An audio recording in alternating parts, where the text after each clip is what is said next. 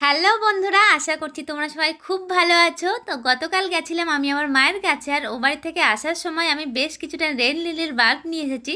এই ফুলটা আমার ভীষণ ভীষণ পছন্দের একটা ফুল, আর এই সময় এই বাল্বগুলো বসালে সামনেই কিন্তু বর্ষাকাল আসছে, সেই সময় প্রচুর প্রচুর ফুল পাওয়া যাবে। সেজন্য ভাবলাম চলো এখনই কিছুটা বাল্ব নিয়ে এসে আমি বসিয়ে ফেলি। আমার তো ভীষণ ইচ্ছা আছে খুব সুন্দর একটা ফুলের বাগান তৈরি করব, তার জন্য এখন থেকে একটু একটু করে কাজ শুরু করে দিলাম। তোমরা তো দেখতেই পাচ্ছ আমাদের বাড়িতে 4টে ছাগল ছানা রয়েছে, এত বিচ্ছু, মানে আমাকে তো গাছগুলো লাগাতেই দিচ্ছে না, এসে খেয়ে ফেলছে, আমার কোলে উঠে যাচ্ছে। গাছগুলোকে বসানোর আগে কিন্তু আমি প্রত্যেকটা বাল্বগুলো একটা একটা করে আলাদা করে নিয়েছি, আর তারপরে পেছন থেকে শেকড়গুলো একটু করে কেটে দিয়েছি, আর মুখের দিকে যে পাতা বেরিয়েছিল সেগুলো কিন্তু একটু করে কেটে দিয়েছি। এবার মাটিটা তৈরি করে নিলাম, কিছুটা নর্মাল মাটি আর তার সাথে গোবর সার আর কিছুটা কিন্তু আমি লাল বালিও মিশেছি যাতে মাটিটা আলগা থাকে।